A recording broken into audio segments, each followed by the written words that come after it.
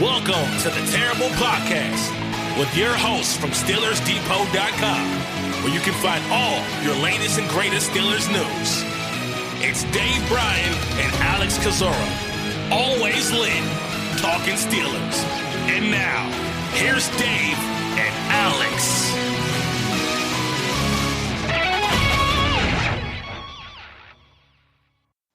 Welcome to the Terrible Podcast, Season 12, Episode 13. He's Dave Bryan. I'm Alex Kozora, SteelersDepot.com. Good to be back with you guys for this Monday show. Steelers' third preseason game is in the books, and so is their third win, beating the Detroit Lions Saturday night 26-20, and to move 3-0 on the preseason. Starters playing, and overall I think playing very well. Dave, how are you doing?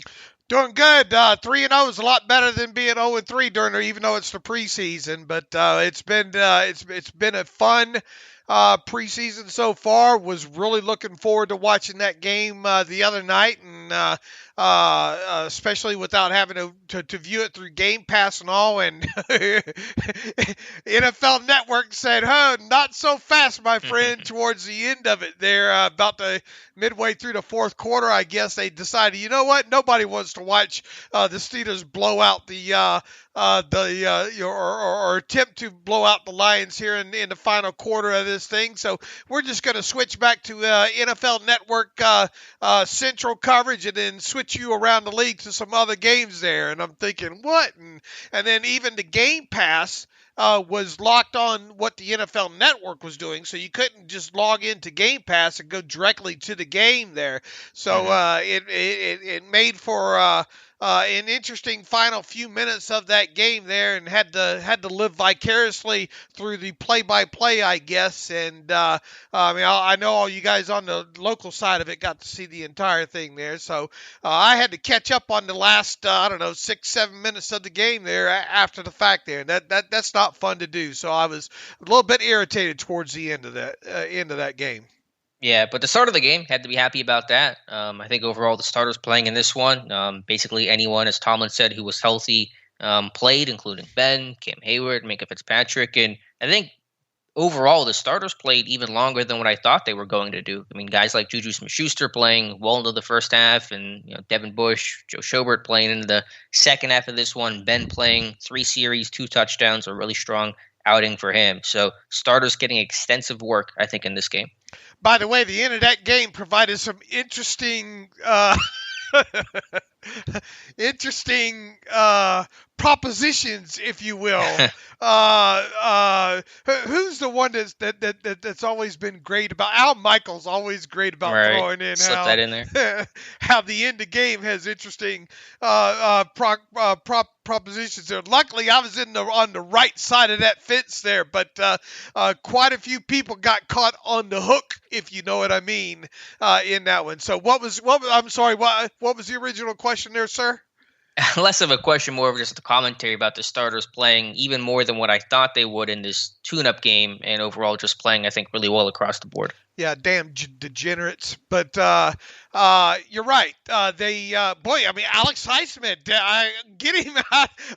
I had seen enough. I had seen enough, and he continued to play a lot longer into that game as well. But they did get guys like you kind of figured they'd get guys like Joe Schobert and Devin Bush a little bit of time together there, and but offensively, yeah, they left a couple of guys in the game. I think Ben played just the right amount of snaps for him. I think it was 16 in total for him. Zach Banner, I think, what did they have? Like 12 or 11 snaps for him. First 2 series. Right, first 2 series, and got him out of the game. I thought that was properly done there. Guys on the left side of that line, though, they played them well into the third quarter there.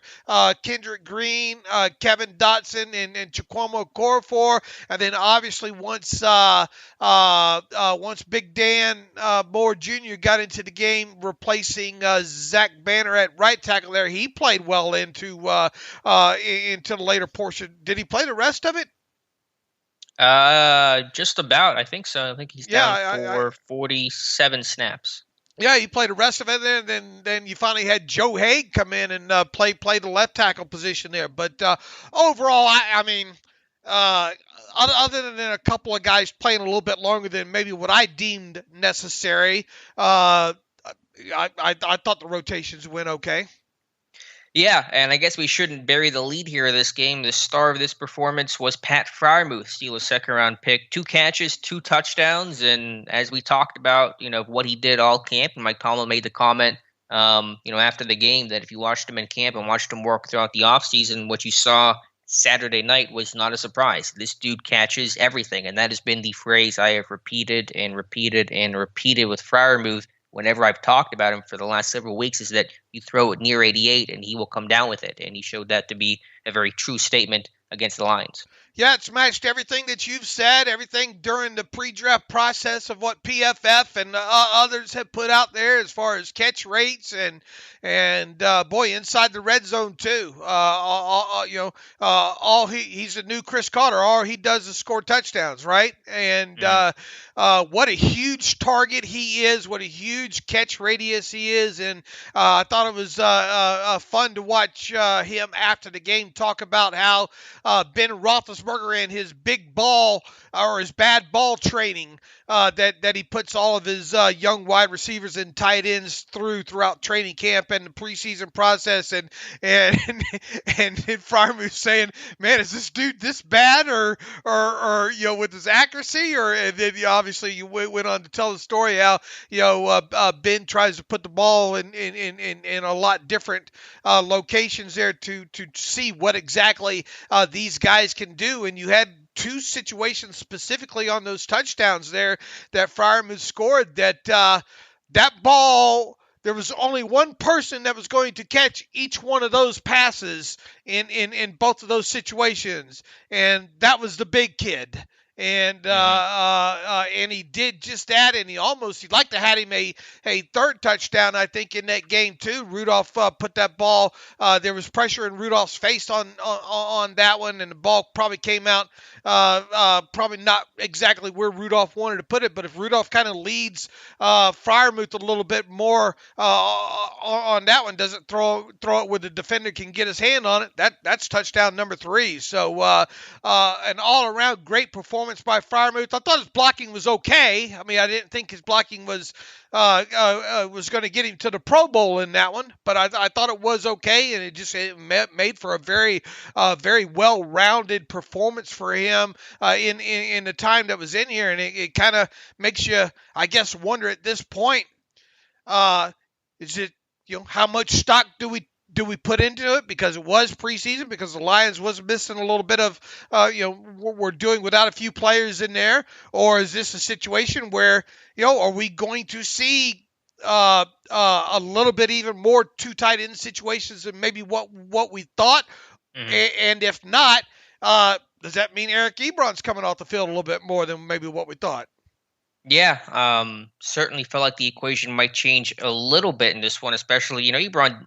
The performance was so mixed, and that is so typical of Eric Ebron, where you had some positives. The blocking, I mean, he's definitely shown more effort as a blocker, and I think some slight improvement. He deserves credit for that and made a couple plays downfield, but had a drop on that third down play, which was a vintage Big Ben run around, throw a guy off kind of moment, and fortunately Ebron couldn't come down with it. The defender kind of closed in quickly, but Ebron's got to make that play that had a false start along the goal line, so just a mixed bag from him. But yeah, it was a very vintage game for Ben, and he even made the reference to Freiermuth's playing the way that they had a tight end that used to play like that, mm-hmm. and kind of reference to Heath Miller. So it just kind of felt like a very throwback game watching Ben run around and pump fake and throw it to a sure-handed tight end. I think Freiermuth has to do a few more things to get put in the same sentence as one Heath Miller there. But obviously, when you talk about all-around tight ends in the Pittsburgh Steelers and guys that can block and have a high catch rates, that's obviously Heath Miller there. So the progression being is how he missed the first preseason game, and when you look at the welcome to the NFL moment that he had early in the game against the Eagles to right now, just on for those who have not been able to attend training camp or whatnot, I mean it's massive right in there. I think he's learning on the fly, learning real well here, and now that the question. Because look, I think he's a guy that absolutely inside the red zone you're going to see him on the field.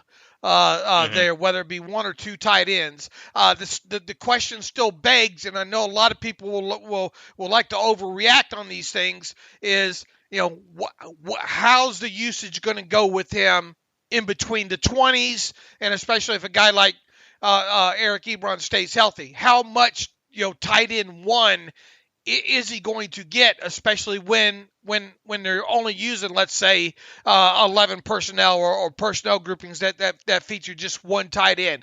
Eric Ebron, still, there's been nice effort in the blocking department. I still don't want to see him man up against a base 4-3 end. I know you don't either. I don't want to see him have to run a lot of split zone coming across the formation kind of blocks either. In those type of situations there as well too. But on the flip side, Eric Ebron is a dynamic tight end.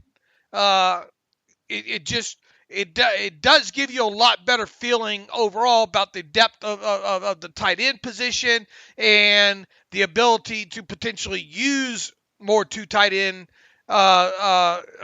personnel groupings this year.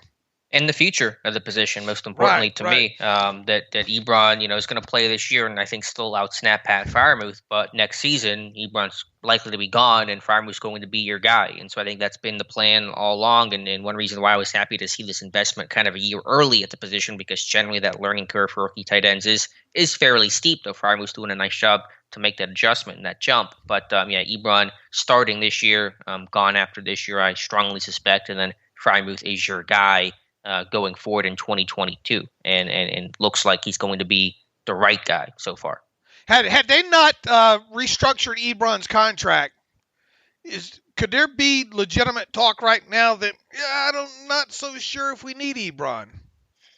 No, because obviously it's still, again, that steep climb for any rookie tight end. Freiermuth looks good right now, but it isn't always going to look as good as it did Saturday night. And the more weapons you can have, the more injury insurance. Why discard yourself of weapons and assets at this point of the season, especially as aggressively as Colbert tried to build this roster and add as much talent as possible? I think the biggest confirmation that we got from the other night is the fact that it confirms everything that you reported and everything that really was kind of reported during the pre-draft process. He catches everything that's thrown his way. There is one, the beauty sometimes of the All-22 is that you see some things that you don't necessarily see in some TV views there. And one in particular shot that caught my attention there was on that right pre-snap on that second TD was Freiermuth pointing out what he saw to Ben Roethlisberger as far as the coverage, where the linebacker and the safety was, and Roethlisberger saw that too, evidently, but there was a clear communication of rookie and veteran quickly, pre-snap being on the same page there. And then that's the play, obviously, that it wasn't a great stick nod route, but it was just effective enough. And it provided the separation, and Ben put that football where only his guy could catch it. Touchdown Steelers. And the process, sometimes you get caught up in the process and not focus enough on the end result. But the end result was there, and really the whole process of that thing wasn't bad. And it's just little moments like that, I think, that you see on tape of the rookie visibly being on the same page with the veteran quarterback there that provide great comfort, if you will. Absolutely. And it's so funny. The last day of training camp that I was there, so day 13 of public practice, that would have been Wednesday, I believe, or whenever it was. Wednesday. The very last pass that Ben threw was that nod route, the out and up to Freiermuth for a 14-yard touchdown. And so you see that work from practice translate to in-game situations. So absolutely, to see you put in that work during the week and then have it, be executed on game day is doubly impressive to me. You think he knew that had to be going to him all the way there, right? That's the design, yeah. That's probably the primary read on that play, is that nod. So probably, yeah. And it's just fun knowing it after the fact, and then going back through the tape and then seeing the point out like that and see it develop. And I think Ben said, "Look, we've tried to throw a couple of those during practice, and sometimes he's not doing he wasn't able to get his feet down in bounds on the back line." He said he did there. So just a whole maturation process has been fun to watch with the rookie tight end there. And look, I mean, he might only have 20 catches during the season, but half of them might end up being touchdowns. Right. Yeah, just a really good performance overall. And so, again, nothing that surprised me. If you've been to camp on a regular basis, it wouldn't have surprised you, but still good to see that translate to game day. So let's talk about just the starting offense overall. And even that first touchdown to Freiermuth, I mean, just a vintage Ben pump fake. I mean, I'm not even sure if that was intentional or half the time he pump fakes because he's just deciding not to throw the football. But it freezes the safety and opens up Freiermuth over the middle and a really good kind of contorting, contested catch there. But for Ben, looked good. There's no other way to describe it. It's just a really strong outing, obviously. I tell you, my arm still hurts from that. How in the heck can you have that demonstrative of a pump fake and hold on to the football in that situation? You can visibly see why I'm not sure. I think he changed his mind, and you kind of wonder, man, are you going to tear something in your arm again with that kind of last minute decision? It looked like he was ready to let that thing go as Freiermuth came out, because Freiermuth's head was just, I think, starting to turn at that point. Ben said, let me hold it just a tick longer here, and pulled that football back, and then obviously recocked it, and another great throw. I mean, once again, both those throws. People might say, man, well, what wasn't on target, as much, but both those throws were where only his guy is going to get it in both those situations there. And boy, that was just a patented Ben Roethlisberger pump fake on that one. Yeah, and we talk so much about, and the national media does probably more than we do, about his arm strength. And I think with the deep ball, it's still not going to be one of the better deep balls in football this season, but you see the velocity on some of those shorter throws, on those 10-yard throws, and that ball is still humming to me. And so from a velocity standpoint, I think Ben is still showing it. Both those throws might have been his best throws from the whole second half of the last season. I don't know. I mean, that's quite a... that's quite a stretch of throws, and obviously a lot of hyperbole in there. But those were two very excellent throws. Those were his two best throws of the night, if you ask me. Yeah, on a night where he had a perfect passer rating, and really the biggest completion of the night to Deontay Johnson for, I believe, 43 yards.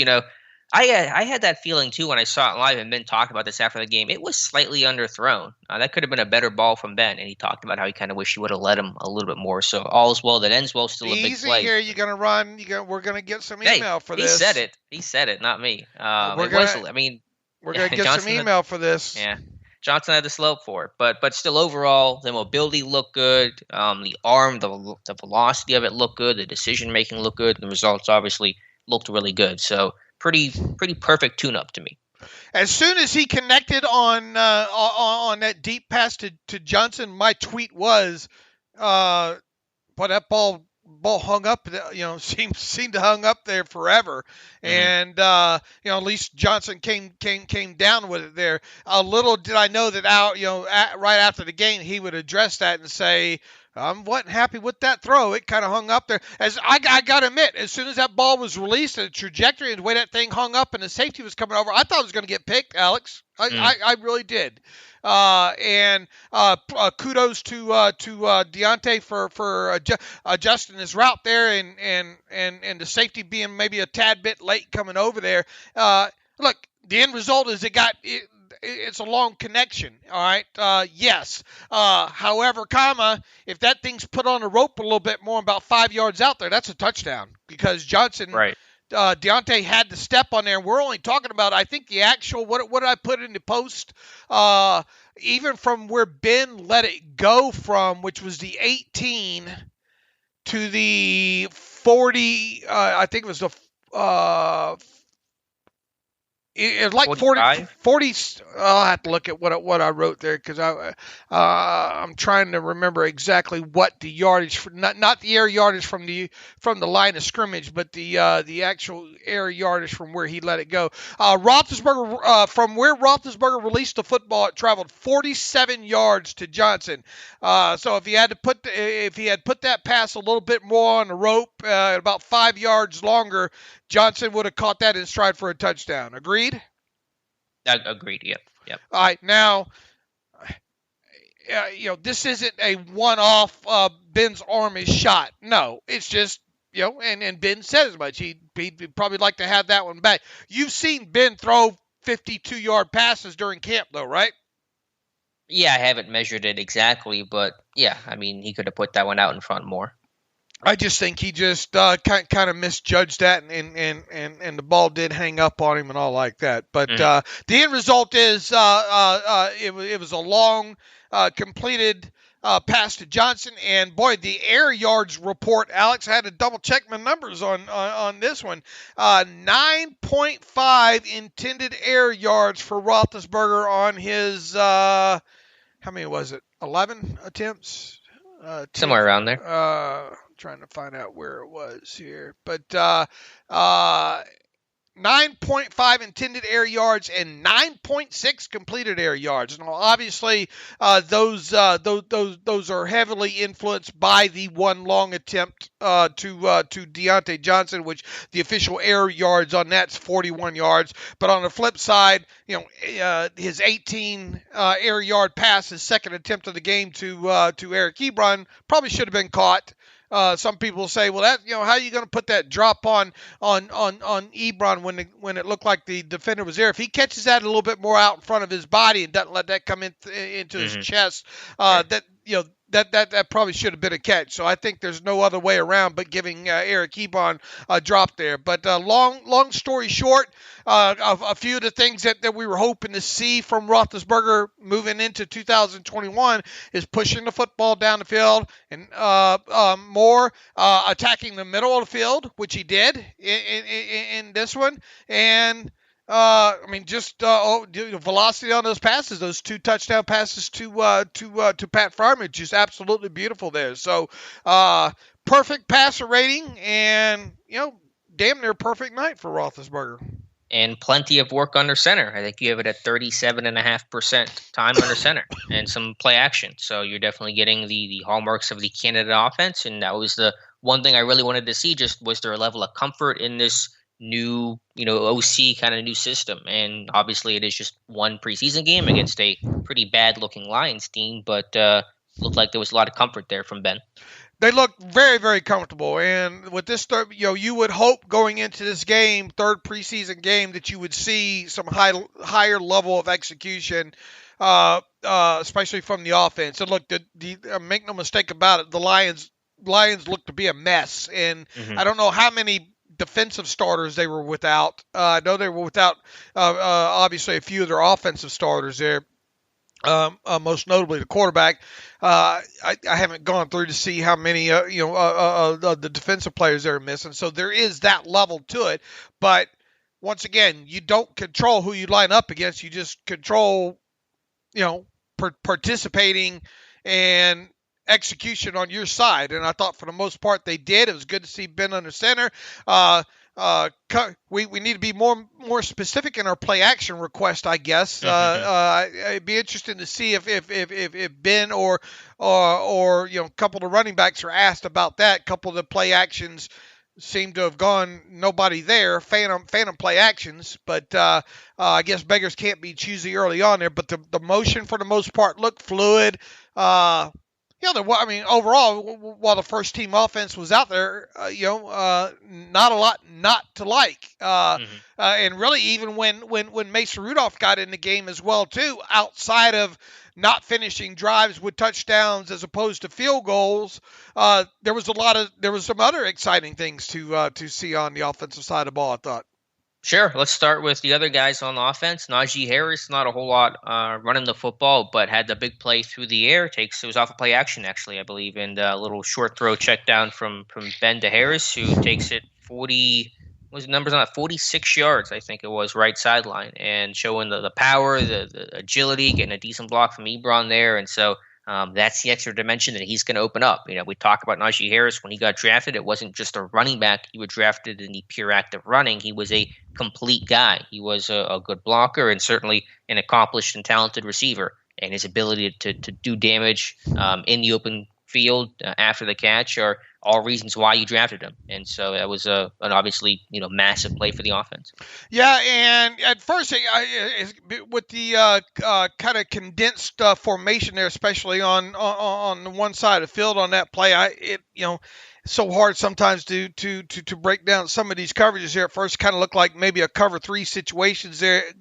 Cover three situation there, but I think the further the more you study it, it looks more like a quarter half cover six situation there, and then Najee just runs away into the open space, and Ben hits him, and credit to Eric Ebron. He ran enough interference over there on the side after that catch that allowed Najee to get squirt, down the sideline there.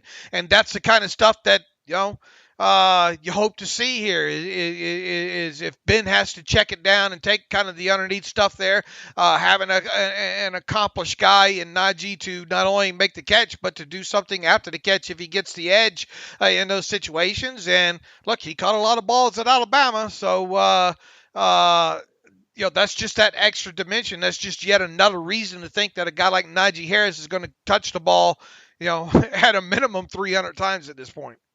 Yeah, and a very quirky stats of the weird. I know it's preseason. This play doesn't actually count, but according to my research, the longest reception by a Steelers running back since Le'Veon Bell in 2014 against the Saints. Wow. So it's been 7 years since it's been a 46-plus yard reception by Steelers running back. So at least I don't know if that includes preseason as well. I think Tree Archer had one, I guess, way back when. So maybe it's not true, but something like that. Either way, Najee Harris, a big play guy in the Steelers pass game, and he's going to catch at least 50 balls this year, and I think could still potentially challenge the Chase Claypool rookie record of 63 receptions. 63 would be the record. Claypool at 62 last season. So I'm not even discounting that. I think it's still a possibility at least.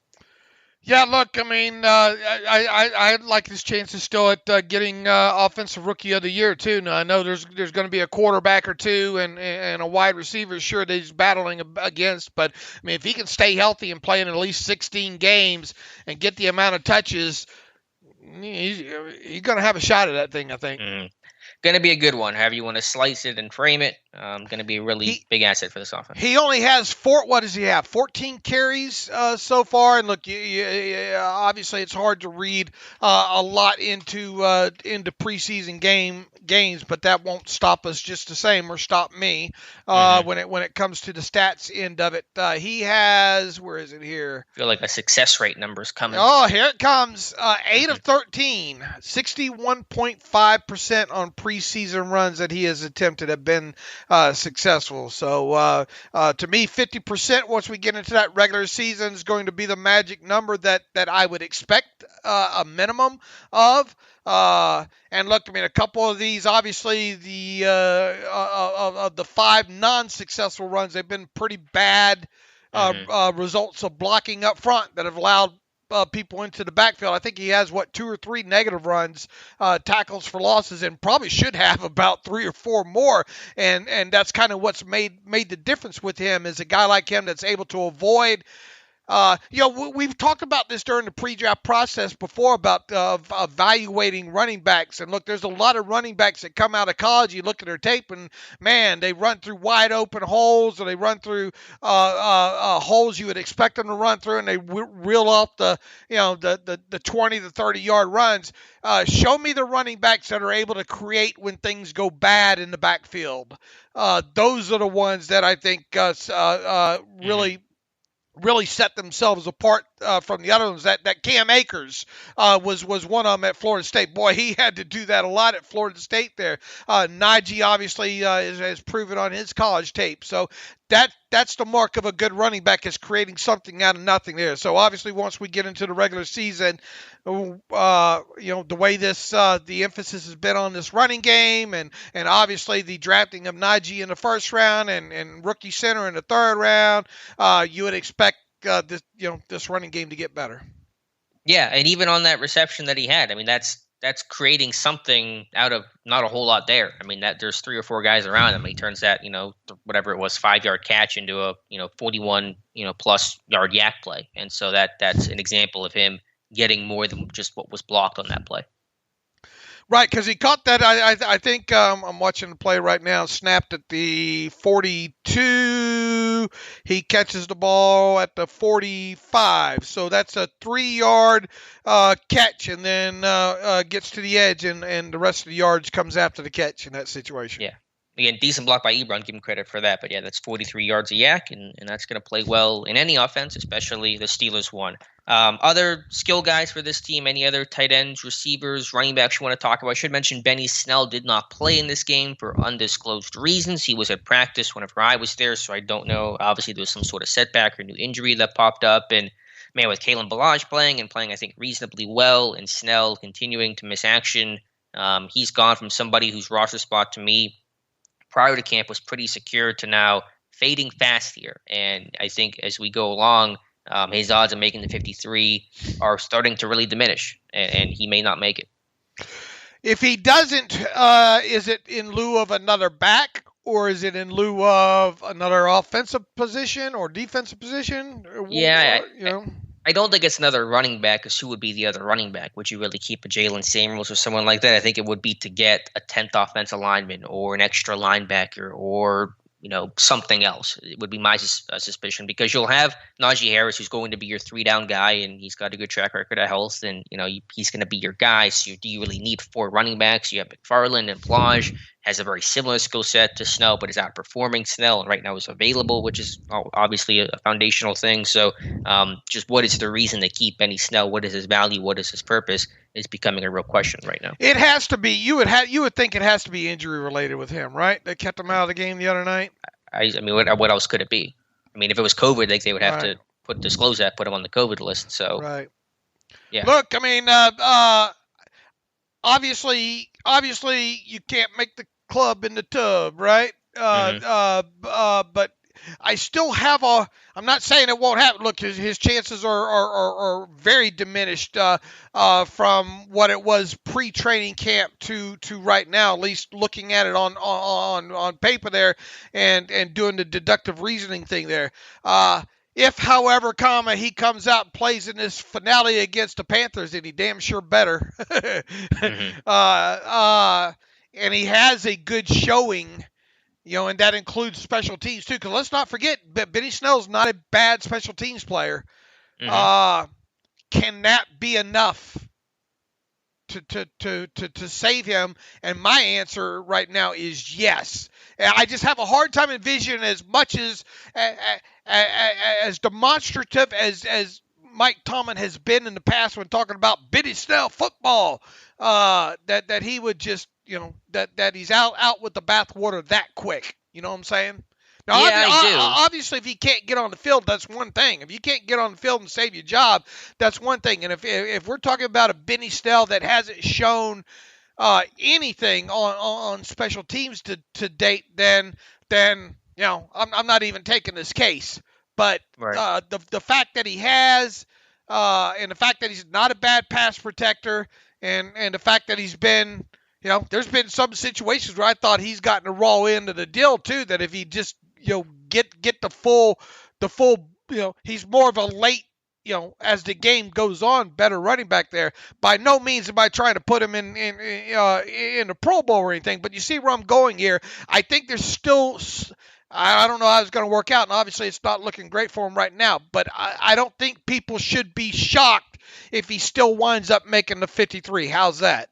Yeah, I'm not saying I would be shocked by it, but I think those odds are decreasing, and I think he'll have to play A and play well B in this finale. I mean, to you, who is the better and more valuable player right now, Kalen Ballage or Benny Snell, based on everything that you know? I mean, I think they're 1A and 1B, to be honest with you. To me, I haven't – I mean, Ballage has had a nice preseason, make no mistake about it.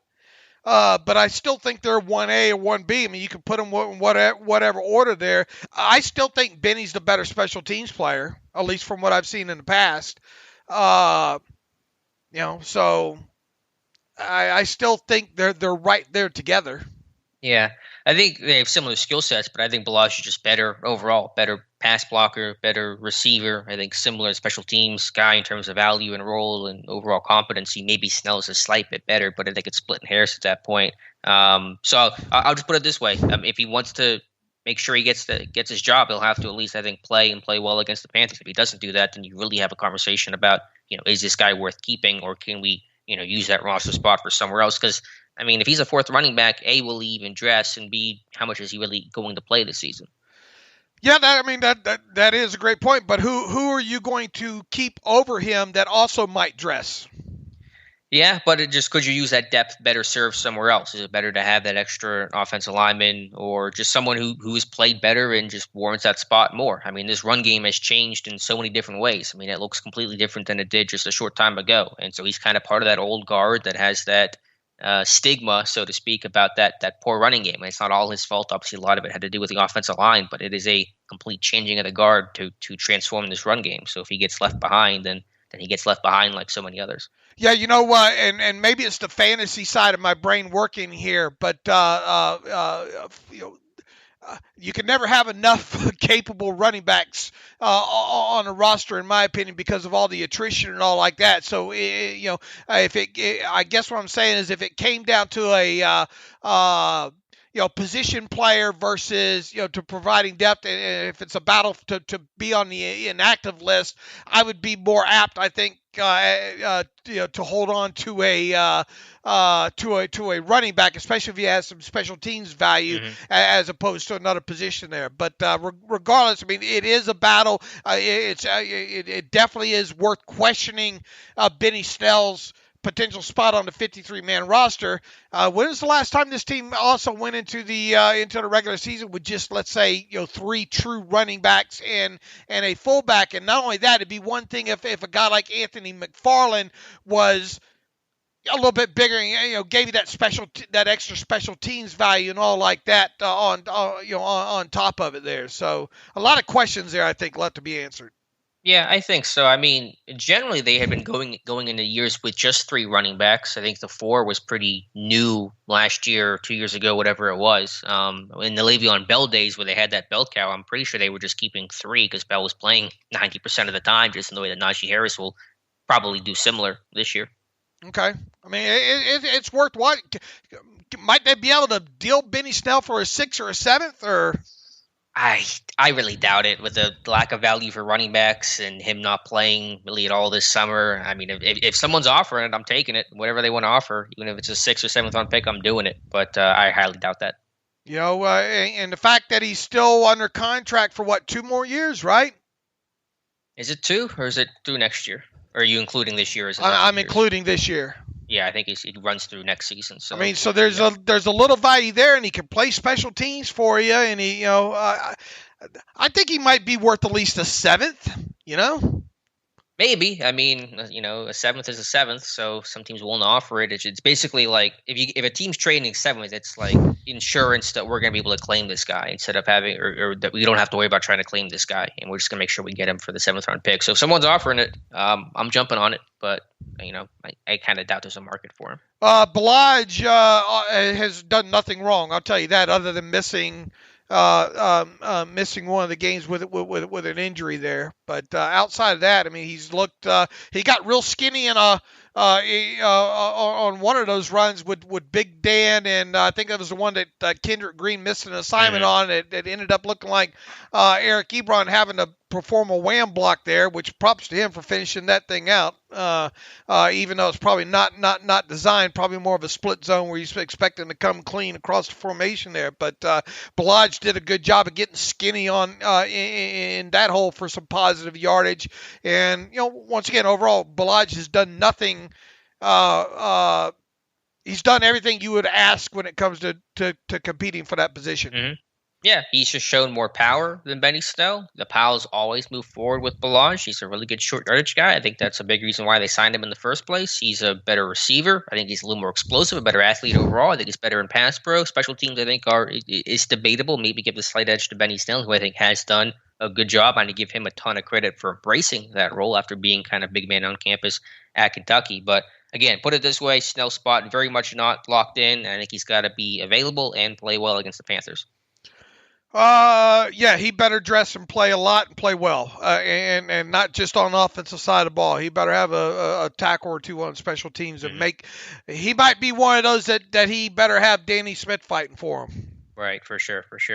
Anything else from the running backs or wide receivers? Probably not as much to note with some of the receivers. Juju, I thought, played well, had a hand injury, but seems to be okay. So Steelers coming out of this one, it appears pretty healthy overall. Backup running backs, not a whole lot to know. Jalen Samuels got some burn late in this game, but again, his odds are looking very slim at this point. I think he had like three carries at the end of that thing for no yards.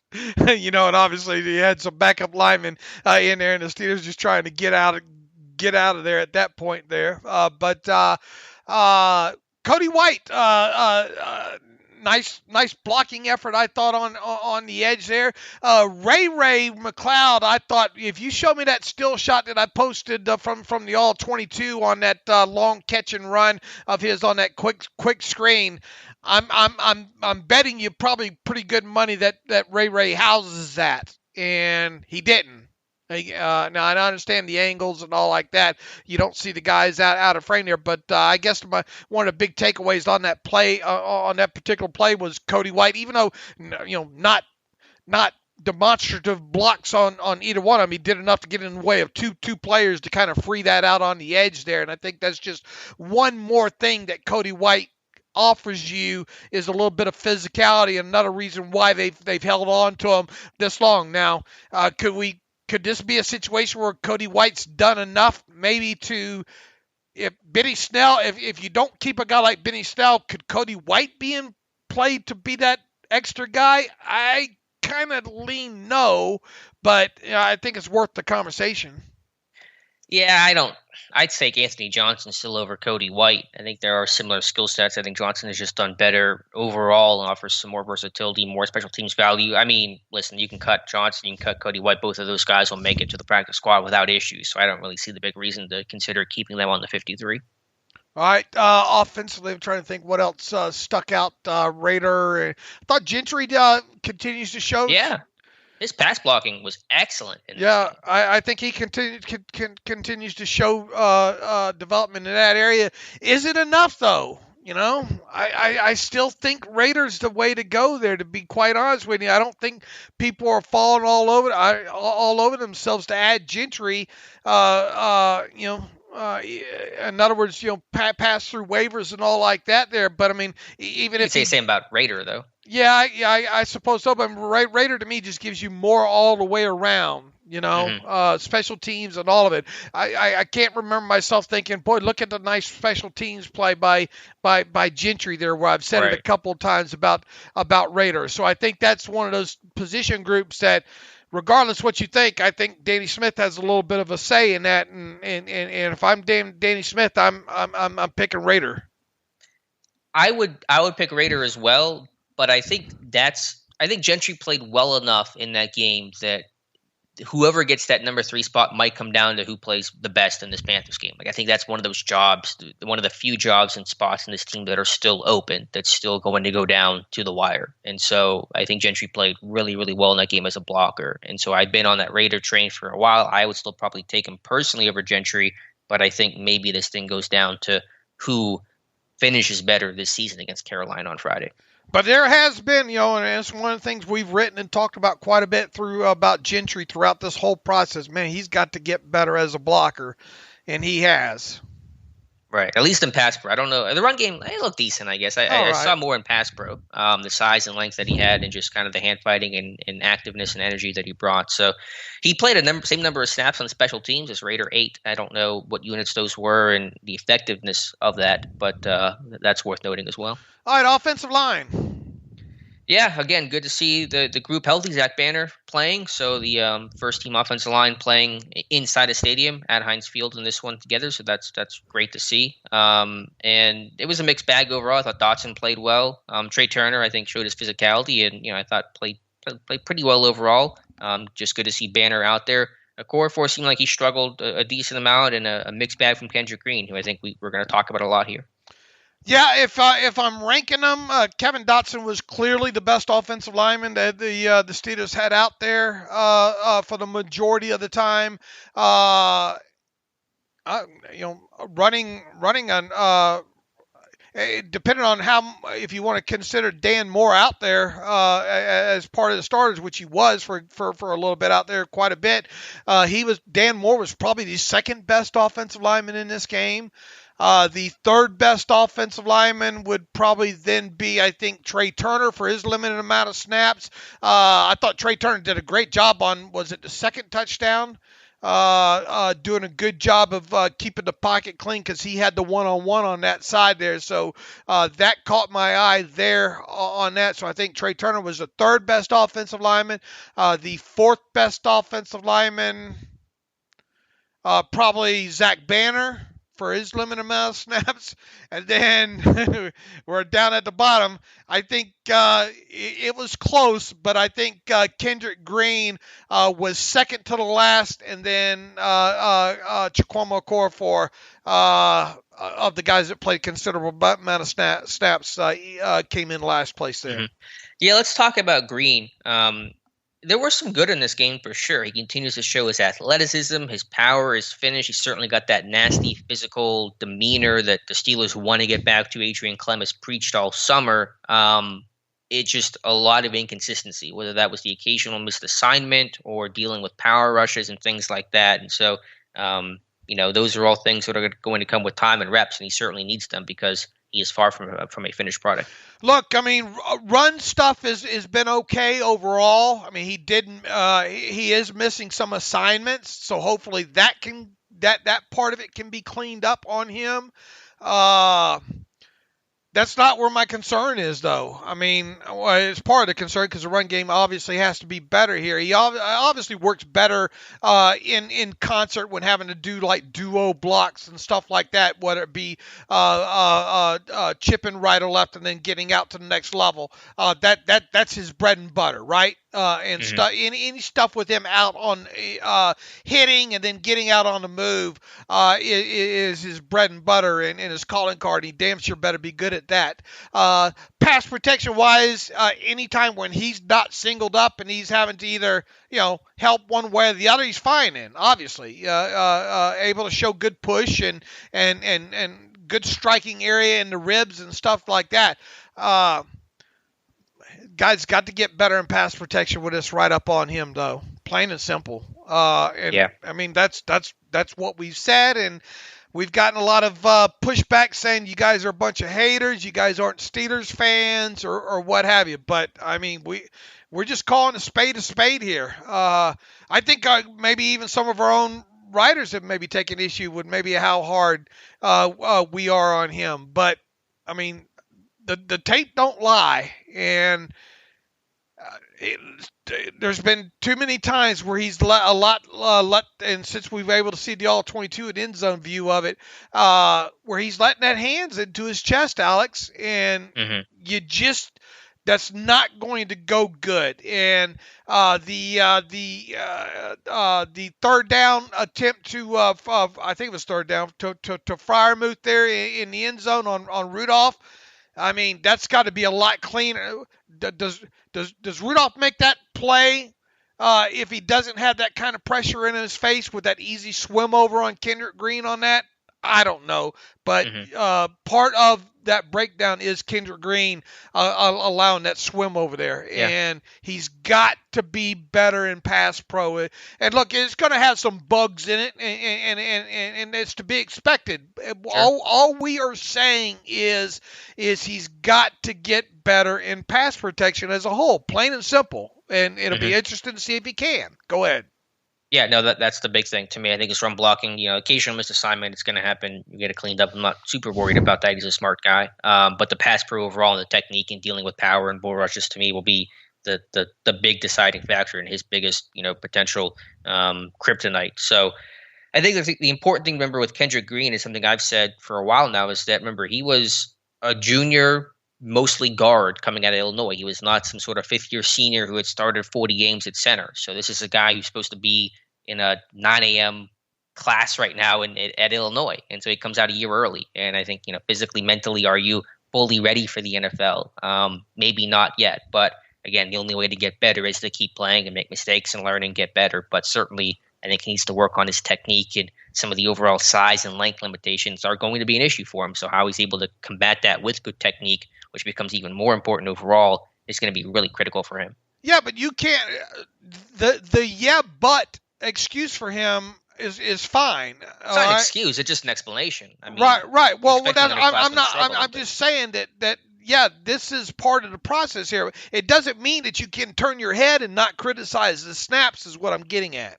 Yeah, I'm not saying that. I mean, obviously, I'm not saying you're saying. I'm saying that what the masses are doing, they're wanting to quantify this and say, but he's still learning position. Yeah, we realize. Look, nobody knows more than us, Alex and I, how many snaps he had at center position at Illinois. All right. Mm-hmm. He's going to. We knew there's going to be growing pains along the way in here. Whether or not he can get past this aspect of learning the nuances of the center position, especially when the pass pro, is going to be the biggest part with him moving forward, and it's got to start getting better sooner rather than later, or else you're going to get somebody hurt with somebody coming up the middle. The worst, obviously blindsiding a quarterback's bad, but having a quarterback getting a defensive lineman in his face and getting aid or getting hit that way, or having to follow through of a throwing motion, hit a helmet, that's dangerous. Yeah, the worst pressure to me you can have is A-gap pressure for a quarterback, not even from an injury standpoint, but just from a pocket mobility standpoint, because you can't step up, you can't climb, you're forced to roll. It's tough for the tackles now to block because their angles have all changed and they can't react. It's behind you, what's happening. So, you don't want that interior pressure, and I think there will be an issue with that for him this year. But I still believe Green should be the starter. I think overall he's the best option. He's the best scheme fit. He's a good athlete. He's got good nasty to his game. He will overall be a better option in the run game.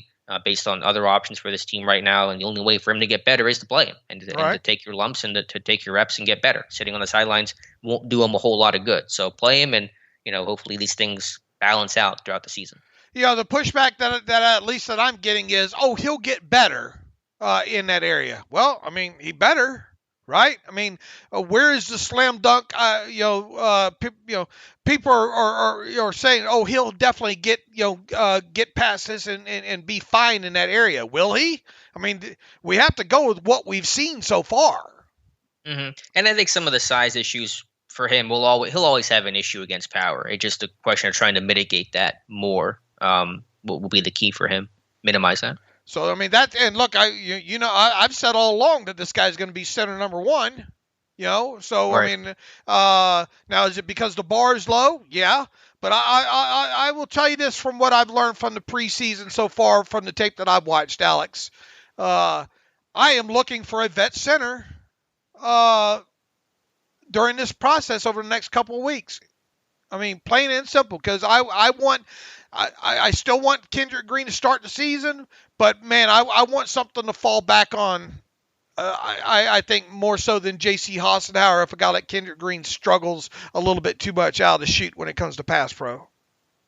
Yeah, I get that. I'm probably not as for the idea. I'm just going to let Green play. I'm not sure whether their vet center is going to be that much of an upgrade over Hassenauer or Finney, but also did not be, an upgrade over Kendrick Green. I don't know who that middle ground guy is right now. All right, moving on from the spanking of Green. What did you think about Dan Moore coming into the game and getting as many snaps as he did? How much needs to be read into Dan Moore playing the amount of snaps that he played at right tackle? Is this just, man, we really want him to be the swing tackle this year, and the only way, we got to get him snaps over there on the right side. We know who Joe Haeg is. How much needs to be read into that? And if so, what exactly does Joe Haeg do here? Yeah, it's a good question. I think they wanted to get a lot of exposure at right tackle in an in-stadium situation because they've been repping him there, so they want to just get him a lot of work there because he hasn't really played a lot of right tackle, at least recently in his NFL or his football career, I should say, going back to college. So I think they wanted to get him a lot of snaps there, and he needs it more than a guy like Haig does. But yeah, we had this question last week, could Moore get the hat over Haig? It's unlikely that all 4 offensive tackles will be active on game day. I suppose that's a possibility, but not where I'm at right now. And so who is going to get the hat? Would it be Moore or Haig? And if it is Moore, then it goes back to your question of what exactly is Joe Haig's role on this team? I mean, you don't say, is the versatility and experience. It'd be one thing if we're talking about Joe Haeg saving you a lot of money against the cap here, right? But right. How much does he save? How much does he save? I mean, it's not much. No, I mean, at this point, if you cut Joe Haeg and let's assume that his position got taken, because you can't consider Dan Moore being the guy taking his position because Dan Moore's already going to make the roster. Right. Some other guy. So if cutting Haeg produces a spot that a rookie makes, and who would that rookie even be? Especially if it's an offensive lineman. I mean, you're talking $1 million minus $660,000. So you're saving $340,000 in cap space. Is that enough? In other words, it's not going to come. The decision to cut Joe Haeg is not going to come down to whether or not the Steelers save $340,000 in cap space, or they might balance out in the compensatory formula and somehow create a 6th-round draft pick out of that. If there's no way none of that is coming into this conversation, correct? Right, and you're making the point about the comp pick not from a mere act of cutting him, but from a playtime standpoint that would come associated with cutting him. Correct? Right, and once again, there's so much misinformation being put out there by another site on this that it's ridiculous. All right, because I talked to Nick Corte too. You have to open up the aspect of what if Haeg gets cut and goes and plays for another team and gets a amount of snaps. Well, logic tells you those snaps count against the Steelers. Does it? I honestly don't even know what the rule is on that. Well, Cortez kind of gray on that area as well too, and that's why he said the safest thing for the Steelers to do is keep him right. If they really wanted to make sure that they recoup the a potential 6th-round value there, the cancellation sheet for Mike Hilton is that you keep him and you just hope that you don't have to play him any. He stays inactive. That's the safest way to diminish the compensatory value of Joe Haeg. Merely cutting Joe Haeg does not produce the offset for the Steelers there, and it's amazing how much misinformation out there. But back to the question just begs overall is, does Joe Haeg have enough value to keep, period? Is he the best player? In other words, is he one of the best 9 offensive linemen that you have, assuming they keep 9 as the number? I think he is still, if for nothing else, because A, versatility, and B, run blocking. He's still a good run blocker. Pass pro is a lot shakier, but for a team that's looking for good run blockers and guys that can push people up front with how abysmal they were, especially last season, I think it's worth keeping around. Now, again, does that mean he'll be active over Dan Moore? I think it's very much a question right now. But considering it saves you almost no money, and from a comp pick game standpoint, it's actually better to keep him than it is to cut him probably. I would still keep Joe Haeg.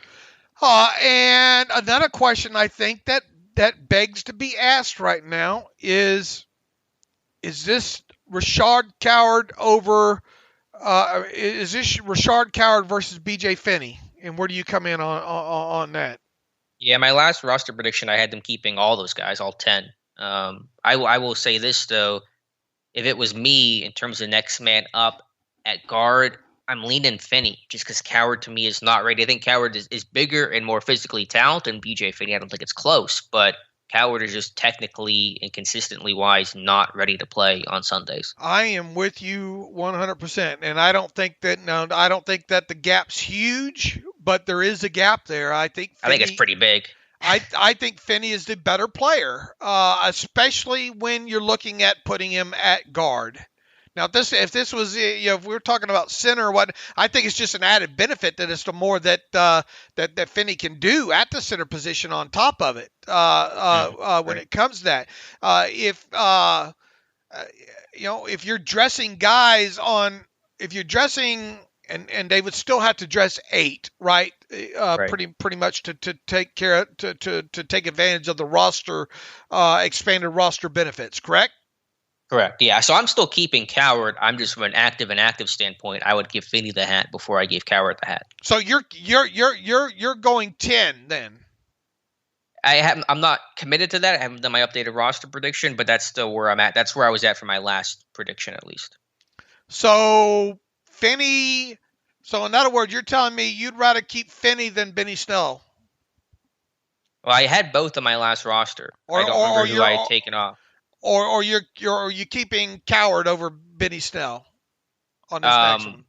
Maybe it'll probably work out that way. I'll have to see how the rest of the roster, because I kept 10 and Snell on my last roster. I forget who got the short stick there, but I think that is a possibility.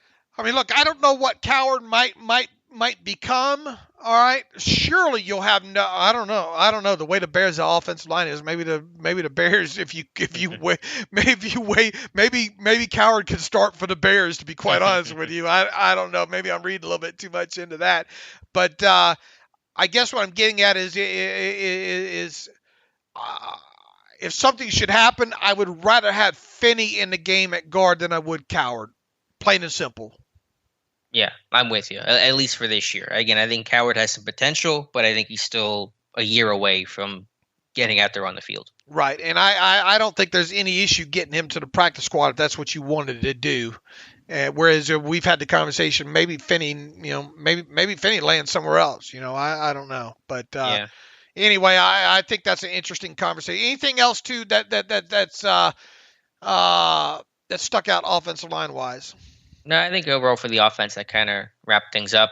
Play of Rudolph and Haskins was fine. I thought both were fine. I didn't have any big complaints or anything about those two guys. Yeah, I thought Rudolph played a good game, other than really the fade to Washington was a little far and out of bounds. There's no way he's coming down with that. If Juju's got a pretty good, decent chance of catching that ball of his. Yeah, Okuda made a good play to break it up, I thought. I'm not putting that on Rudolph there. What'd you think about the 13 personnel, kind of a Yankee concept there with the tight ends on the over to Eric Ebron? Some people say, they'll find a way to diss Rudolph overall, but those same people won't take issue with the deep ball by Roethlisberger that was underthrown. But regardless, I thought that was a good concept, and I thought Rudolph a couple times in there made some very, very good reads. I think they were both on balls to Eric Ebron overall there. I thought Rudolph played fine, to be quite honest with you. Yeah. He hit that over out to Ebron in practice earlier that week. So you saw that it translate to in-game. Yeah, that Yankee concept, I mean, they run that in the past under Feetner even, but they ran that at least twice out of different personnel groupings. One was 13, as you mentioned. Another I think, was 12, I want to say. So I was more interested to see it run out of 13. I'm trying to remember the last time I've seen that run out of 13 with them.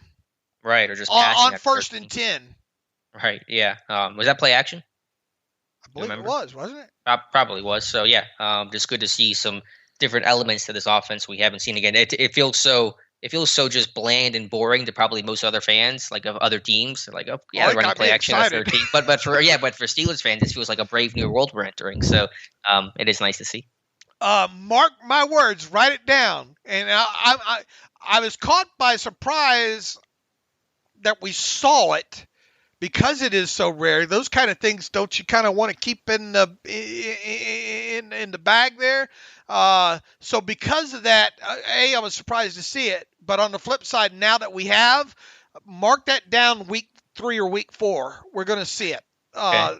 That because usually you put those things away for a little bit, then you pull it back out. But I have a feeling that we'll see that going the other direction.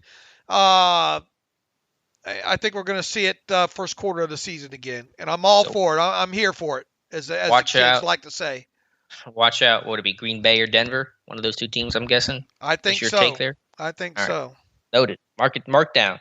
All right, Dave, let's flip over to the defense here. And, again, the starting defense, like the starting offense, played extremely well. I mean, the Lions were a mess, and granted, they weren't playing some of their top guys. No Jared Goff, no T.J. Hawkinson, no DeAndre Swift. I don't believe Taylor Decker played in this one. I don't think he did either, no. Correct me if I'm wrong. But so there's some context there. But, I mean, the Steelers just dominated. I mean, talk about Alex Highsmith, Melvin Ingram, Tyson Alualu, the front 7. Aside from a couple of good plays very, very early in that game for Detroit, that first team offense for Detroit did nothing against Pittsburgh. How do you think Highsmith and Ingram look walking around the facility on this fine Monday morning, wearing a couple of tight ends and tackles as hats? Fancying them. I think they're walking around like that Vince McMahon gift that you like to post. I mean, they were just bullying both of those guys. Sewell, the right tackle, whoever the backup left tackle for Detroit was. Highsmith's get off. I got some clips I'm going to show earlier today. You can definitely feel an improvement of just that burst. I mean, he's making contact with the tackle before anyone else is even off the line almost. I mean, it's really good in Ingram. In everything, whether that's even coverage, he had I thought a good rep, but run defense, pass rush. I mean, he was really taking it to those tight ends in the Sewell, the 7th overall pick, who's granted playing right tackle for the first time in a long time for him. He was a left tackle at Oregon, but those guys were just eating, and that's what they've done all camp. I mean, those guys played the same way they have at Heinz Field in practice, and they did it at Heinz Field in the game. Boy, there's I'm showing age. There's the old gif there, Foghorn Leghorn just pulling the dog out by the tail and just spanking him. That's kind of what it felt like with Ingram and Sewell over on that side. I mean, Ingram was just disrespecting him with the power. Old man strength. Just shoving him out of the way like, who are you? That stuck out on tape. And then, as you mentioned, look, I mean, we've talked about Highsmith throughout this process. I mean, and especially I think it's get off and I mean, you're seeing him having a lot more confidence in that rip now. I mean, you can visibly see that black glove come through the other side there on the underneath him, turning the corner. All of that's fine there. There was the one play though that we talked about. Okay, power for Highsmith, and then the play against the run were really the 2 remaining questions. I think overall as we get it closer to the season here, we saw a little bit of and on one of those running plays with Highsmith, saw some push pull on that young tackle there, just threw him to the side, and then just the burst. Not only did he throws that tackle off to the side, the burst to get to the ball carrier there was. If you want to watch one replay from the All-22 from that game, that's the one that I thought, oh, wow, I really, really like that.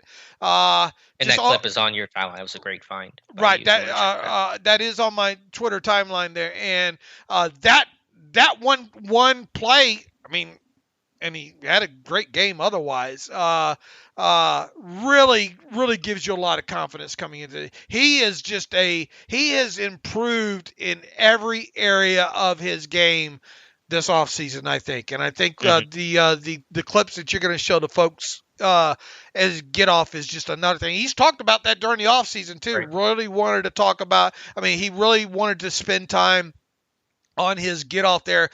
This guy grew up quick, man. He's grown up a lot quicker than I thought he would there. A lot of confidence with him and Ingram right now.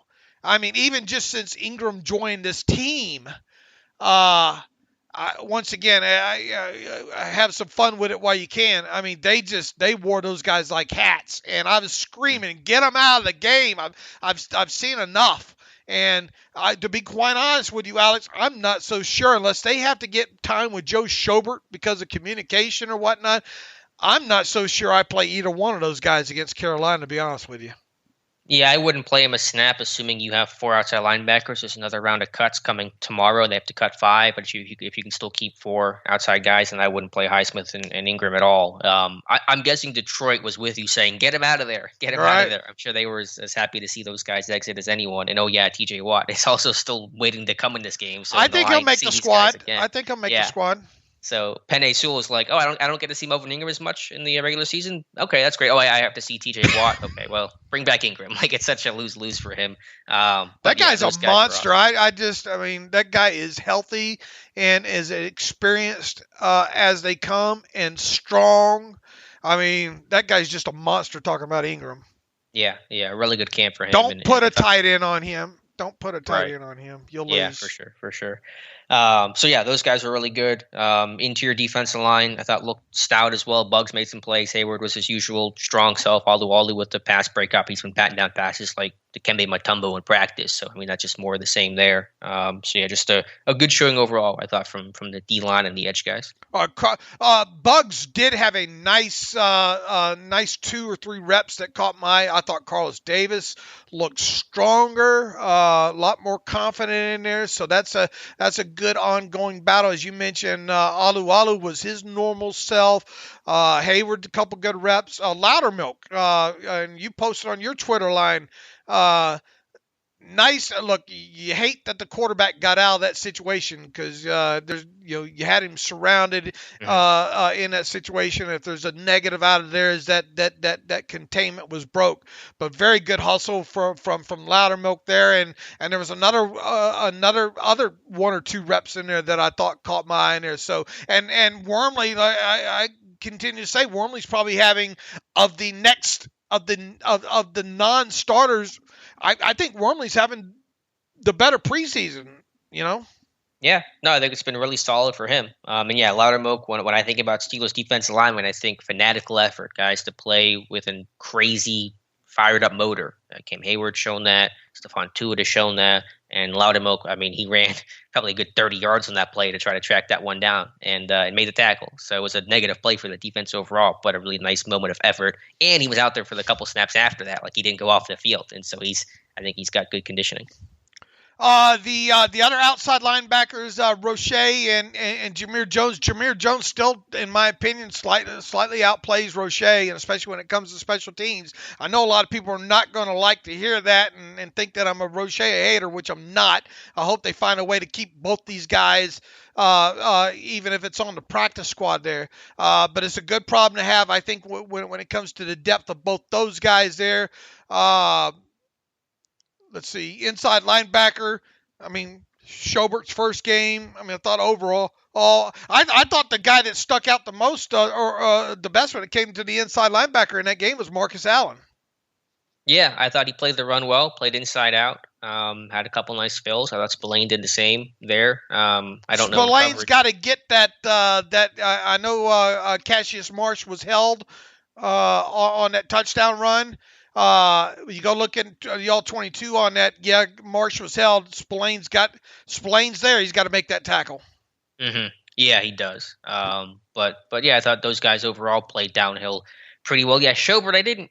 Did you have any major takeaways from Schobert in his Steelers debut? How many snaps did he end up playing in this one? More the green dot, I know in that one. Yeah, he just looked like he was trying to find his way. I didn't see, there was the one coverage over there on the third down that he gave up and kind of slipped off of the tackle there. So, that was probably a little bit of a negative there. But, this is his first game, and I think he admitted as much, trying to kind of feel his way around a little bit. There are 25 snaps for him.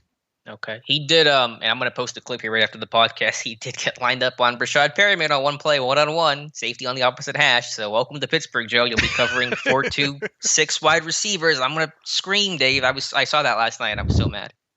Yeah. What are you going to do, Alex? Brashad Perryman. He runs a 4-3. Schobert shockingly does not. And I knew they were blitzing on that play, and sometimes you get put on bad matchups when you blitz. But the blitz ain't worth it, man. When you're putting linebackers on receivers on an island. Why do I have to keep saying this? Water Street is where you need to send your strongly worded letter to the company. No, they're not answering. Okay. I don't think Keith Butler's on. I think one of Keith Butler's sons is on Twitter. Maybe you try that angle. See, I don't know.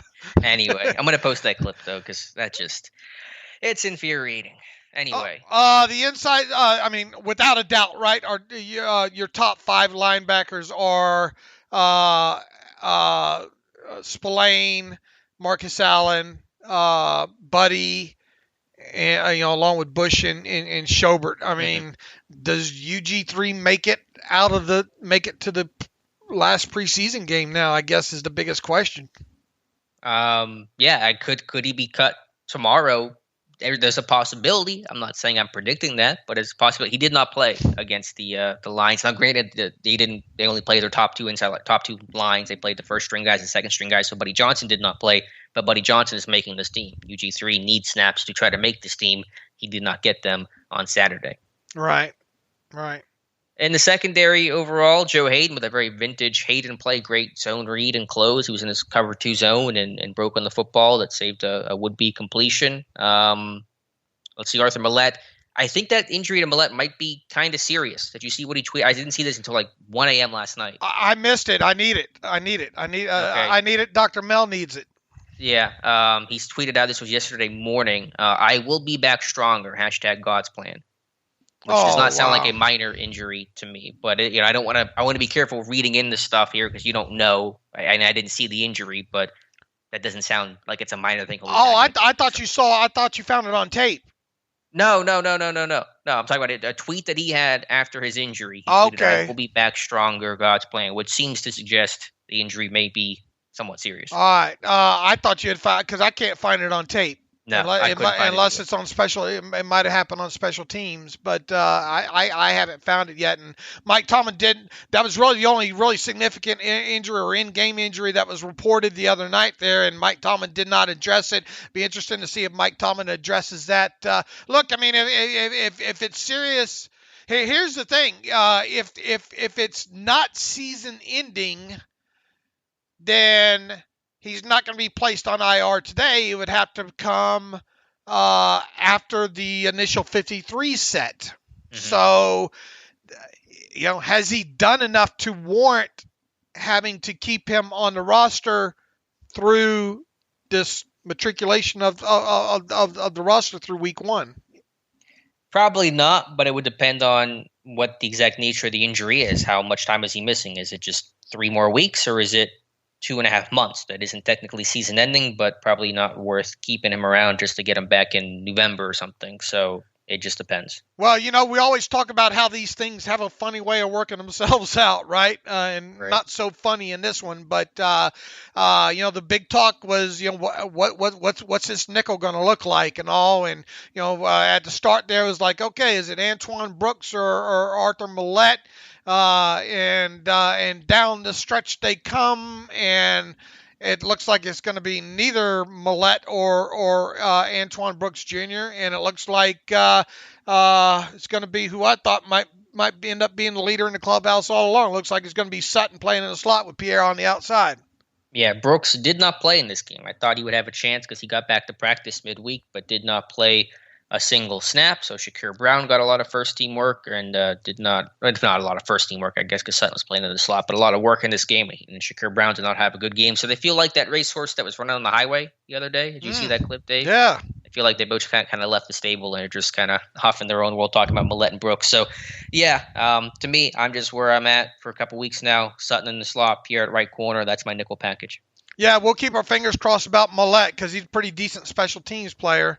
And to me, he's probably the backup free safety or something because I don't know who the backup there is. But, other guys from the secondary, Minka, a couple good tackles. I think his tackling gets overlooked so much. We talk about his playmaking, and rightfully so. But him as an open field tackler, I mean, I think it's pretty steady for a free safety. For who? For Minka? Yeah, for Minka. Just two good tackles early in that game on that. Absolutely.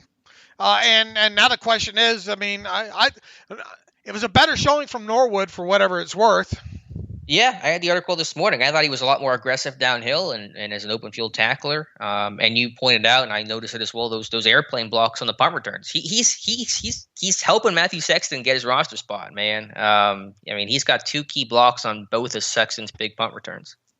Let's see what else. Lane, not a bad game from Lane again. However, there was a run when some of them second and third teamers were in there over to his side where he takes on the pulling. Well, I think it was the guard, and he wrong shoulders him.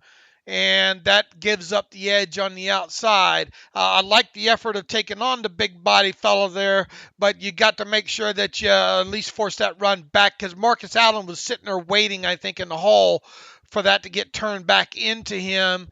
Allen goes inside on the big body, gives up the edge, and then that allowed for the run around the edge there. Yeah, it was a good start. He had that breakup on that zombie call where he replaced Norwood as the free safety and did a good job to high point the football. But then he had that play. He had a missed tackle or two in the right flat late in that one. It's just a very hard guy to trust. I do wonder though on that low block from the guard.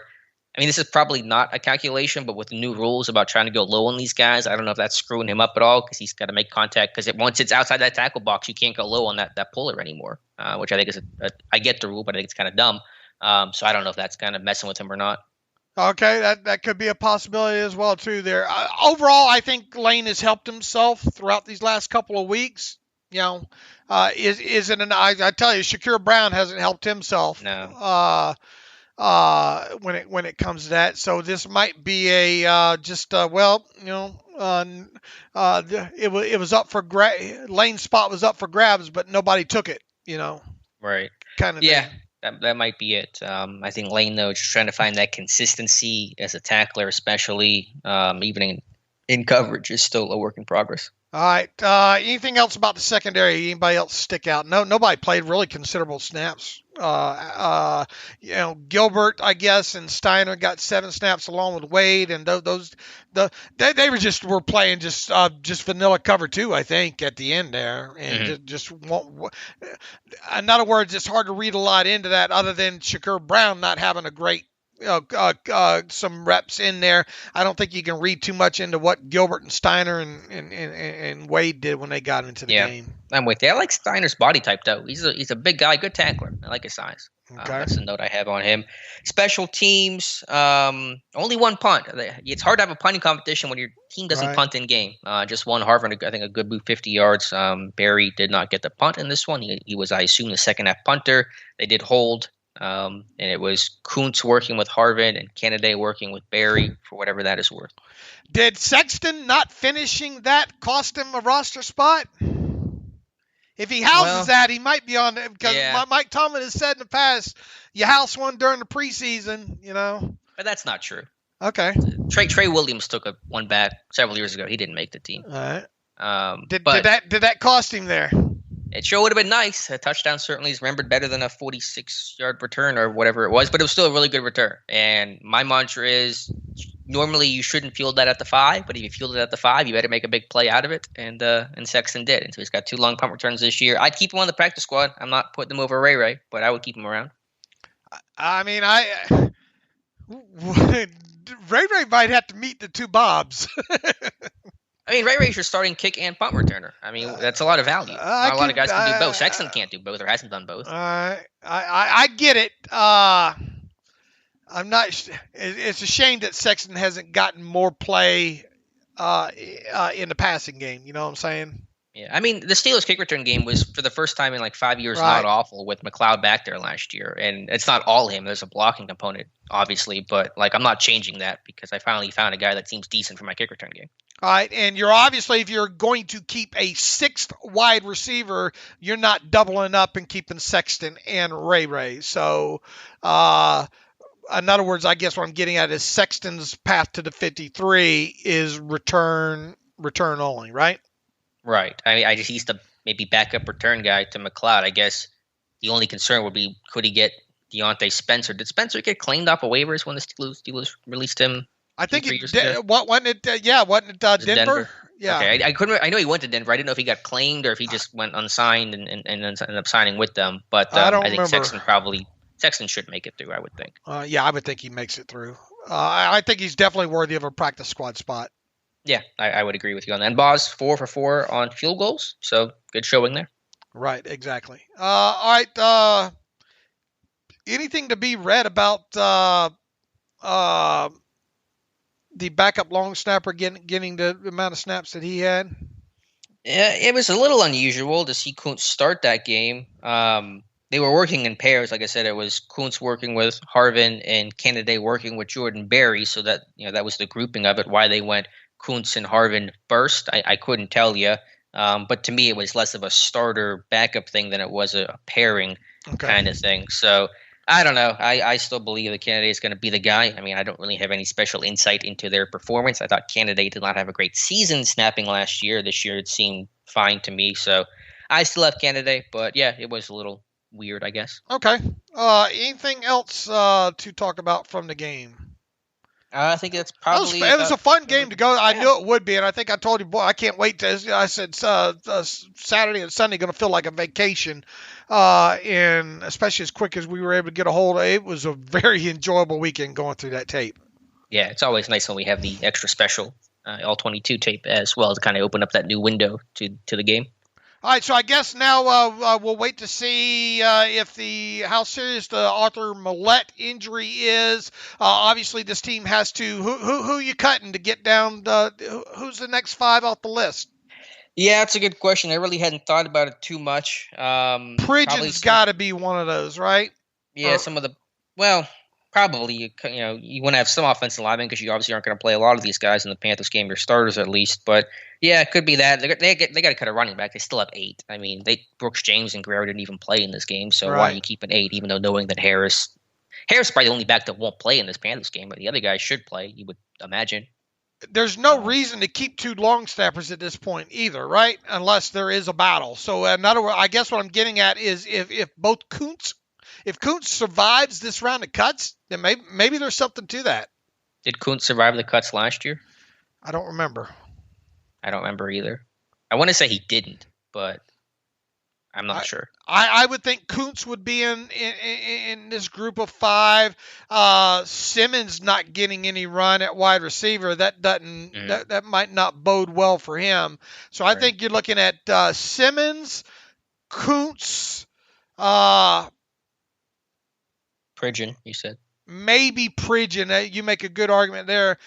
Do you need, I guess, if you're not with Watson, the outside linebacker, he got 15 snaps in this game. The only reason you hold on to him is because you don't play Highsmith and Ingram in this game. So you can make an argument that Watson might survive this week here. You have to think of defensive backs out the door. Who's it going to be, though? It's a more interesting question. Wade or Steiner, one of the two, maybe. I don't know. I would say a running back. I'm going to go with your guy PDG. Okay, PD outdoor. I would agree with that. There's no reason to keep that many of them. So there's 3. Got a couple more to make there. Yeah, it could be Marcus Baugh, 4-string tight end. You probably play Freiermuth and Rader and Gentry in this one. You probably get away with 3 tight ends in this game. Maybe another offensive lineman and Avante Collins, potentially, someone like that. We will see. All right, so another cut down coming, and then obviously the Steelers' preseason finale will be on Friday. Yeah, preseason finale against Carolina on Friday. That'll be at Carolina. So how about we talk about our friends at MyBookie and then get to some emails here? Absolutely. Let's hear from our friends over at MyBookie, Dave. And by the way, Uncle Dave told you to jump on that 5.5. All right, so nobody to kick but yourselves if you didn't do that there. Winning season returns at mybookie.ag, and it's time to get in on the action. First-time players can get started by doubling your first deposit, giving you the firepower to add excitement to the game you love. College football odds boost, NFL lock of the season, and over 500,000 in contest prizes live on site to make this winning season your best ever with MyBookie. With a historic 18-week schedule offering more more action than ever before. You need a sportsbook casino that's reliable, and you won't find one better place to play than MyBookie. I know you're going to bet this season, so do the smart thing and sign up with MyBookie and use our promo code TERRIBLE. Come on, get on MyBookie and use promo code TERRIBLE to get your first ever deposit matched dollar for dollar. That's extra money credited to your account instantly just for using promo code TERRIBLE and making your first deposit. Bet anything, anytime, anywhere with MyBookie. To redeem this limited time bonus, all you have to do is make your first secure deposit with mybookie.ag, and you'll instantly receive double your money into your account. Doubling your money has never been easier. If you want to take advantage of this unbelievable deal, head to MyBookie today and start making some serious cash. And with your doubled up funds, there are no limits to what you can bet on. MyBookie has all your favorite sports and leagues to wager on to satisfy your sports betting needs. So don't wait. Get to mybookie.ag right now and use promo code TERRIBLE. That's terrible to redeem your double deposit bonus today. That's promo code TERRIBLE to get your first secure deposit bonus today. Bet anything, anytime, anywhere with mybookie.ag. All right, Dave, let's get to some reader emails and close out today's show. All right, we should have a few good ones in here. I think somebody got a bone to pick with you about Ebron, too. Let's see here. David Ricards writes in on waivers. Does a team have to give up anything to claim a player from waivers? If so, would it depend on where the player in question was drafted? Thanks for all the great coverage. No, you don't have to. Obviously, you have to accommodate the player that you claim off waivers. If you have an 85-man roster and you claim a player off waivers, you have to have to make room for the player, but you don't give up anything as far as like a draft pick or anything along those lines to claim a player off waivers. Waivers is just part of the process to keep the competitive balance during a certain part of the season. There, certain players, based on their accrued seasons, have to pass through waivers, and at some point, veterans too have to pass through the waiver system as well too. That way, teams just aren't dumping players and other teams, colluding to get that player there. So that's the deal when it comes to waivers, David. Let's see here. Ted Webb writes in, 2 dogs, 1 bone. Just wondering, I assumed Ray McLeod would be the punt return, and also Steelers didn't draft a wide receiver. He would be a shoe-in, but with the way Sexton is returning punts, could Ray be on the outside looking in? So many options at wide receiver. Of all is healthy Ray or Sexton not getting no play there, even though Ray is a gadget guy. Ted, I think we kind of addressed the whole Ray versus Sexton thing. Anything to add about that, Alex? No, I wouldn't say so. And so far, I haven't even seen McLeod used too much as a gadget guy, whatever that's worth. That's true. That's very true. Let me see if we can find another one here.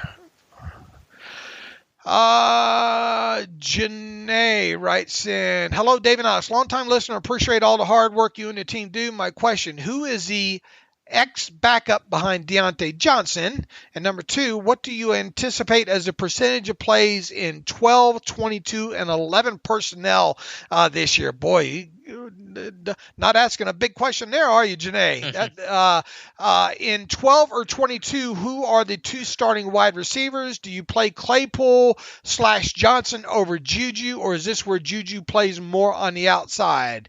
So you got about 3 questions there. Who is your ex-backup to Deontay? What do you anticipate percentage of plays of 12, 22, and 11? And then what's going to happen in 12 or 22 with the 2 wide receivers? Yeah, there's a lot there. It's kind of fluid behind Deontay. I don't know if there's an official X receiver. Those guys have all kind of moved around.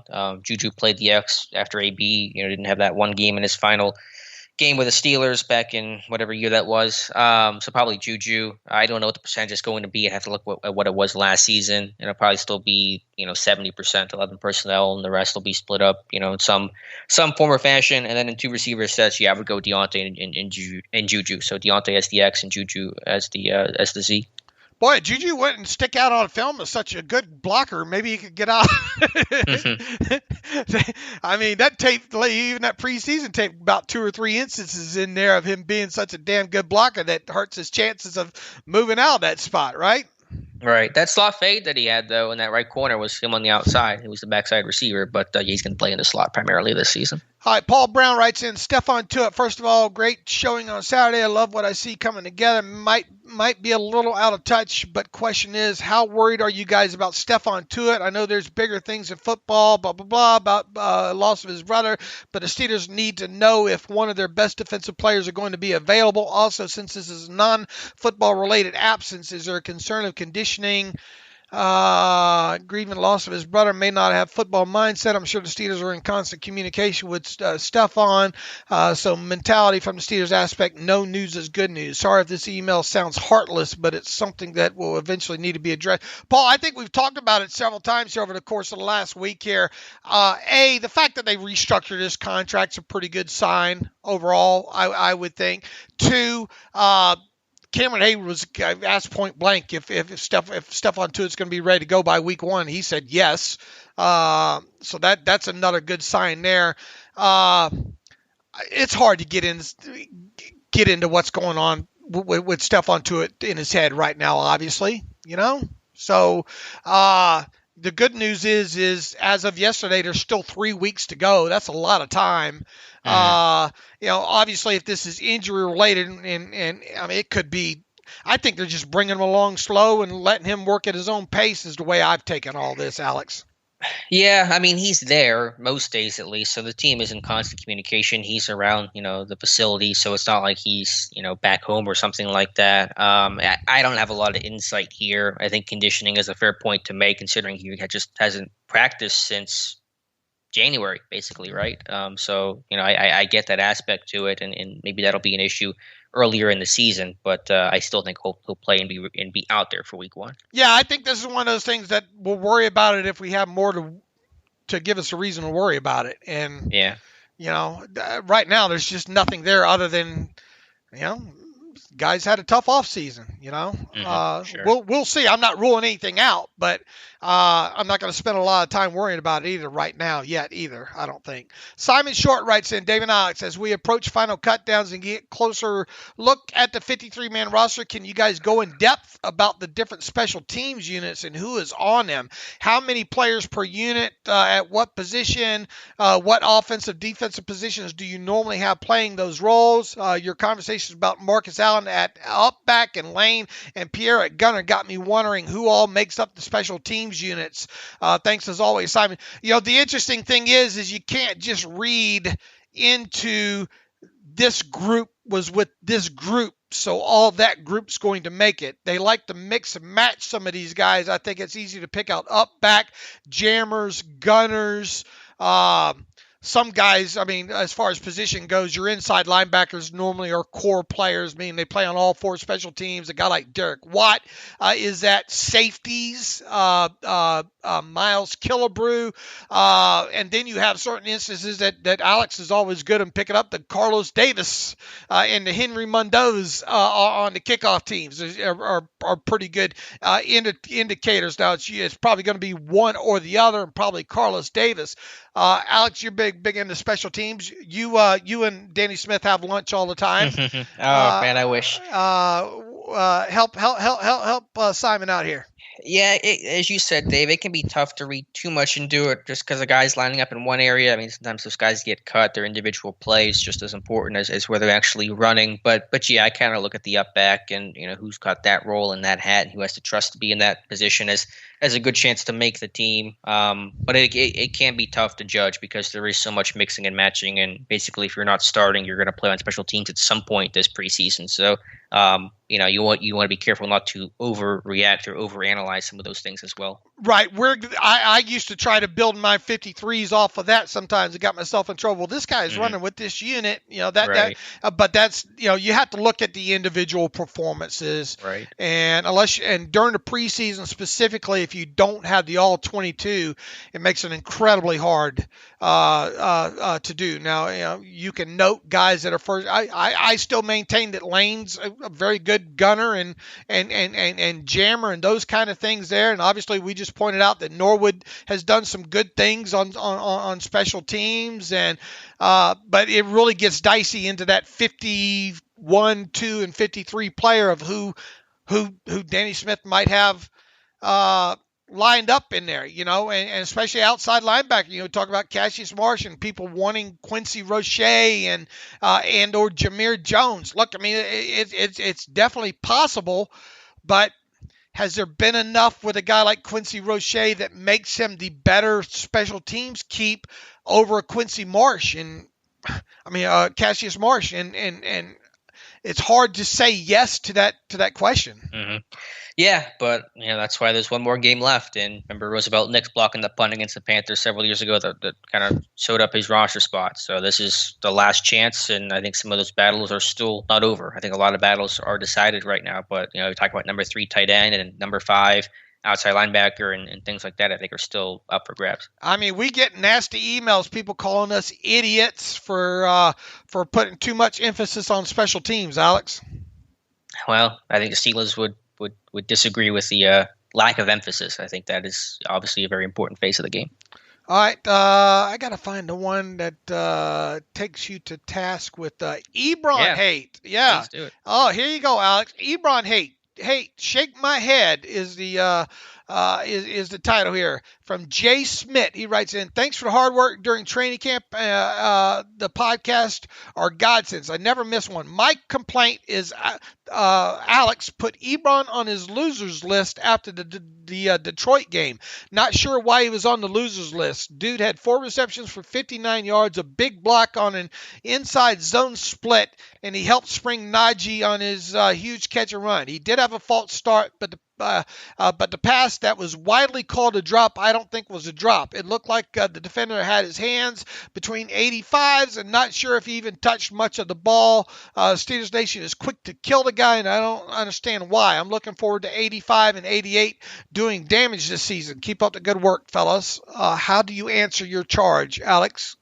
Well, on the drop or not drop, I think the point you made earlier, and I agree, he's got to attack that football. I mean, he can't just be so passive. It's a third down, money down. He can't let the defender be the receiver and be more aggressive going after the football. And just the overall point is that, obviously, and I've said Ebron has a lot of highs in this game. I think that was true last year, but there's so much just inconsistency and so much of those small things that I think need work. And I will say, though, I think when I go back and watch the game, I think about it more. I think he wasn't as bad as I initially thought. So that winners losers list, obviously, I like to get that right after the game ends.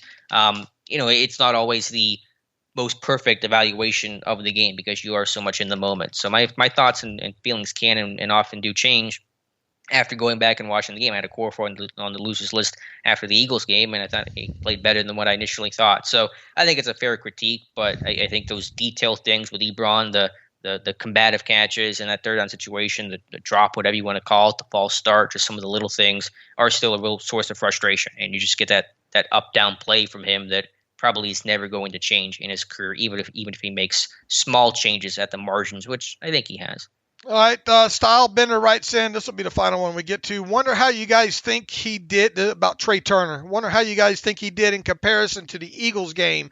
That first touchdown, he looked great one-on-one. Don't know who it was against. I think I noted that on Twitter, didn't I? The pass protection of Trey Turner on the on that first touchdown. It was either first or second touchdown pass that Roethlisberger had. Look, I don't want to get into the semantics of Trey Turner Eagles versus Trey Turner Detroit because, you're still looking at a small subset of snaps overall there. Trey Turner, I think, to right now has pretty much been kind of as Alex and I have advertised him since he was signed there. I'll tell you what, he's a nasty, what. He definitely fits the physical mode, and he's not afraid to post snap push people around, stuff like that. The physicality is there. The execution, especially out in space, is going to be a concern. I love pulling guards. I'm not excited about Trey Turner pulling. Yeah. Overall, I'm not excited about pin and pulls to Trey Turner's side, if that makes sense. You're going to see them. We'll see how they go. And then, some aspects of the running game blocking just ain't where they need to be, I don't think. Yeah, I think in a phone booth, he does well. He's still physical. Some of the chops and, finding work and things like that are impressive, but just out in space is going to be the question. I think the scheme's going to ask their linemen to be mobile and move in space, second-level screens and stuff, and I think that's going to be a problem point for Trey Turner. Physical, but right now at this stage of his career, just, not very mobile and just not sexy overall. You can bet, look, they need him to definitely play well on that side over there, and especially with them being a right-handed team. So, going to be interesting to track him. But I haven't gone like one way or the other hugely just over to preseason with especially with a guy like Trey Turner. I think he's pretty much been as advertised. But I did like the pass pro on that one touchdown there. I thought he was one of the main reasons why that happened. Yeah, he's getting used to Ben ball on that one scramble that Ben had. Turner looks back like, is this still going on? He still has the ball, so that's a little adjustment for him. All right, anything else you'd like to add? Boy, what a fun week that was, and we'll start getting people ready for the for the team's final preseason game on Friday against the Carolina Panthers. Any late ads, Alex? No, I think it's everything. Yeah, we'll have our live stream tonight if you want to check out our Monday live stream, and be back on a regular podcast episode Wednesday. The Chiefs have cut former Cowboys first-round draft pick Taco Charlton. All right, yeah, making their roster. Steelers probably will wait till the 11th hour tomorrow at 4 to make their cuts. They probably will. All right, in the meantime, you can follow me on Twitter at Steelers Depot. Follow Alex on Twitter at Alex_Kozora. Follow the show at Terrible Podcast. Email the show, theterriblepodcast@gmail.com. If you like what we do and you want to donate to the cause, go to SteelersDepot.com. Hit the donate button up right navigational bar. Also, if you'd like an ad-free version of the site, please go to SteelersDepot.com. Hit the ad-free button up right navigational bar for $25 for one calendar year. You can have an ad-free version of the site. Appreciate it, Alex. Good job. And we'll start getting people ready for next week. As always, thanks for listening to the Terrible Podcast with Dave and Alex.